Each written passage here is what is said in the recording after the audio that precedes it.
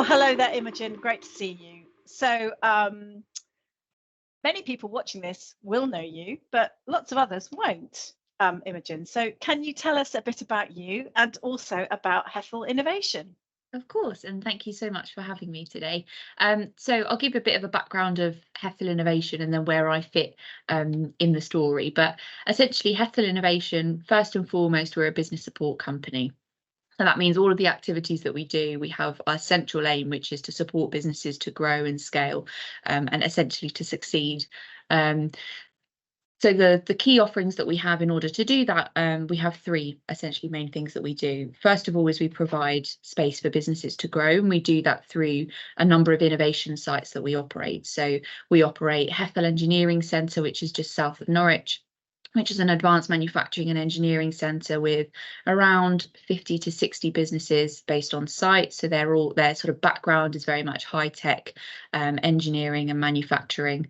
The site is sort of purpose built, so we have a mixture of workshops and office spaces, basically built to be as flexible as possible so that we can kind of bring businesses in and then they can grow on site. Our second site that we run is Scotto Enterprise Park, which is north of Norwich, a very different site to Hethel Engineering site because it's an old RAF base based in Coltishall. So not purpose built as an enterprise park, but has since become one. A much bigger site. We have around 120 businesses based on site at Scotto, and the kind of sector focus we have on site is STEM sector, but with an A shoved in there, so the STEAM sector, so science, technology, engineering, arts and manufacturing or maths.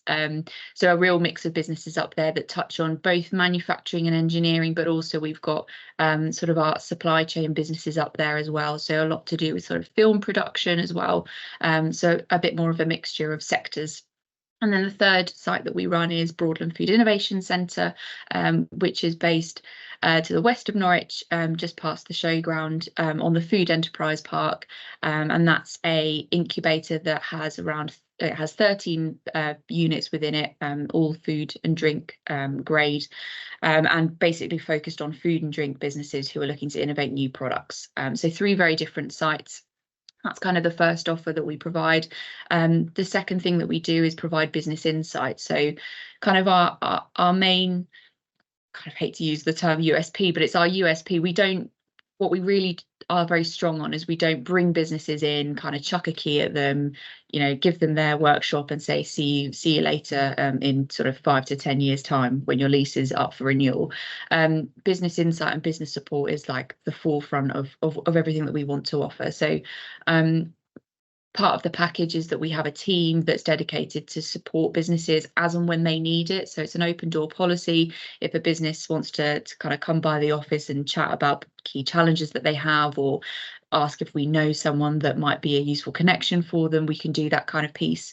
And then finally, we provide connected communities. So again, the kind of work that we do is very much about trying to create spaces across all of our sites where we can allow businesses to interact. So that looks at basically running lots of different events and community building kind of activities where we create that space for businesses to connect and collaborate, because a lot of the time that's where innovation and good ideas come from. It's kind of a chance meet of a business that might not even be in your sector or doing something that you've never heard of before that actually sparks off a really interesting idea. So that's kind of the offer in a nutshell for Hethel Innovation. And then my role at Hethel is head of innovation. So I look after the business insight and the connected communities side of things, making sure we've got the team in place and that we're doing the right kind of activities. Another thing that I do a lot of is working with other organisations, usually councils, who are wanting to set up and run their own innovation sites. So we do a lot of work with local district councils at the moment who are kind of going through that planning process of, we want to build an innovation site, we're not really quite sure where to start, and then we can come in as a bit of a technical advisor to say, here are the things that you need to look out for, and here's how you can create a hub for innovation in your district. That's amazing, and thank you so much for all of that great detail as well. It just underlines that you've been doing it, you are doing it, and you know lots and lots about what it takes, right? So having described, I guess, in a way what innovation looks like and feels like, what's your take overall on Norwich and Norfolk's kind of readiness for a different form of innovation, in this instance fintech, but it doesn't really matter in a way, does it, what the focus is? What do you think, Imogen? I think so one of the things I think of when we talk about innovation is how you define it, and often we use the definition of innovation being a viable new offering, but definitions aside, the most interesting word for me in there is viable. Innovation is, or coming up with an innovative idea means coming up with something that's of value to someone. So you can have a great idea, but if you don't have a customer in mind, and are making sure that your product really matches your customer needs, then it's not really an innovation. It's not going to be viable. You're not going to be able to take it to market, and people aren't going to buy it. So I think that's really important to take into account when you're thinking about how innovation exists, and how a county like Norfolk in this instance can be really at the forefront of innovation. But I think for our county, it's making sure that we're taking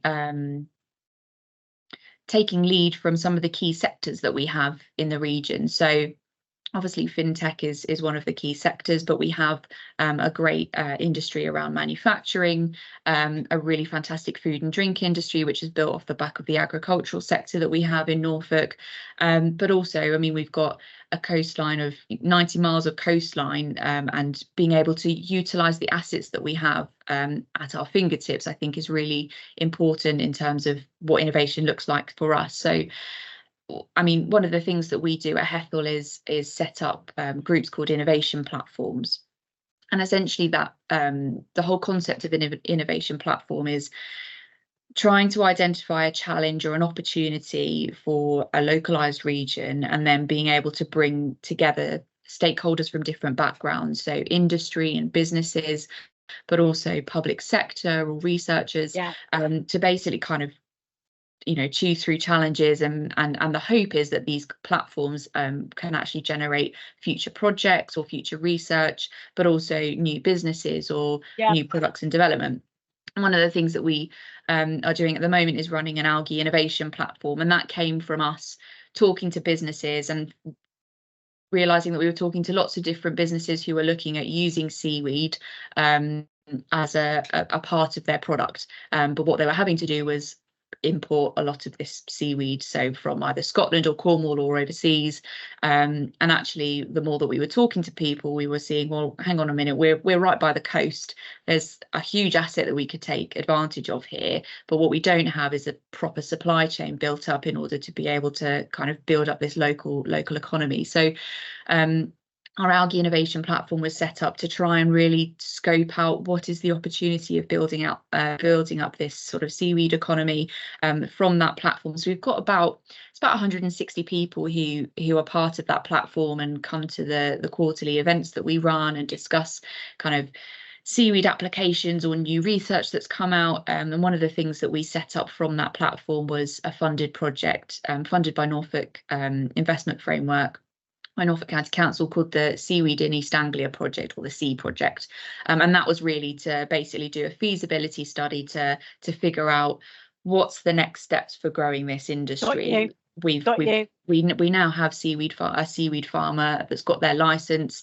What else do we need? We need those kind of middle businesses to actually refine and process the seaweed, to then get it to research and development facilities like UEA, to then be able to put it into products. So I need to stop you there, my darling, because we're running out of time. But the top line being, actually, that platform approach is a ready-made kind of approach that's already, you can show that it works in getting the kind of results that you were talking about. So look, in the very brief time, and gosh, Imogen, I honestly wish that we had an hour, but we don't. We've only got 10 minutes actually. So I'm going to have to be a bit mean and say to my last question, what do you think should go into the recipe for building clusters that delivers economic growth and sustainable local impact? we could talk about that for half an hour, but I'm going to ask you for 3 things, and 3 things only in a minute, Imogen, which is harsh, but what do you think? Sorry, I do waffle on when you get me talking You're about not innovation. waffling. So. It's passion and loads of experience. So no, you don't waffle. But what would those 3 things be? I think first of all, you need someone to coordinate it. So you need a centralised organisation or group of people who are sort of really focused on building clusters and making sure that we're bringing those businesses together. Okay. I think you need to be able to identify challenges, so finding the challenges that industry are facing, and then essentially being able to put the kind of processes together to find those solutions, and actually bringing the different stakeholders, so not just business together, but bringing business and researchers, public sector all together to actually turn those challenges into opportunities. Brilliant. That's fantastic. Thank you so much. And I guess if people want to reach out to you, they can do that at Hethel Innovation, right? Yes, please do. Yeah, happy to talk to sort of anyone and everyone. That's pretty much my role, is to learn about all the businesses that we have in the region, and then try and foster some of those connections to businesses that might be useful for them.